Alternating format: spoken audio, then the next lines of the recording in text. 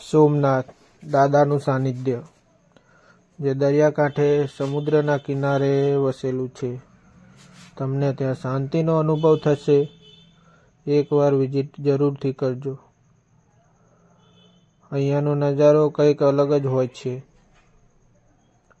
બીજા નંબરે છે દ્વારકાધીશ મંદિર, જે સૌનું લોકપ્રિય છે. અને અહીંયા તમને ભગવાન દ્વારકાધીશ રૂબરૂ મળે એવો નજારો જોવા મળશે. ત્રીજું છે સ્ટેચ્યુ ઓફ યુનિટી કેવડિયા, જે સરદાર વલ્લભભાઈ પટેલની સૌથી ઊંચી પ્રતિમા જોવા મળશે. ત્યાંનો અનુભવ પણ લેવા જેવો છે. ચોથું છે ગિરનાર પર્વત જુનાગઢ, જેના 9,999 પગથિયા ચડો એટલે ભગવાન દત્તાત્રેયના દર્શન તમને જરૂરથી થશે.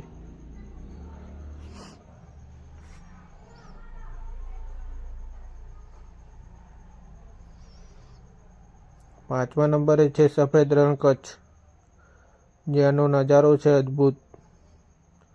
અદ્ભુત એટલે તમે જાણે સ્વર્ગમાં આવી ગયા હોય એવું લાગે. છઠ્ઠા નંબરે છે ગીર નેશનલ પાર્ક. તમને ત્યાં દરેક જાતના જાનવર જોવા મળી જશે.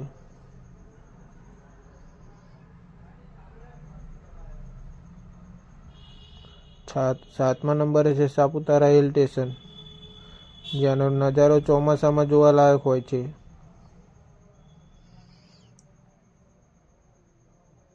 આઠમા નંબરે છે શિવરાજપુર બીચ દ્વારકા, જે દુનિયાનો સૌથી શુદ્ધ અને સ્વચ્છતાવાળો બીચ છે.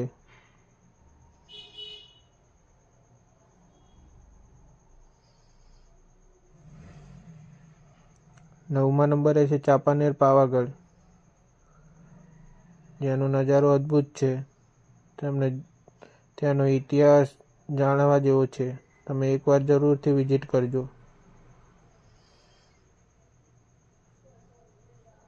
અને 10મા નંબરે છે અંબાજી મંદિર,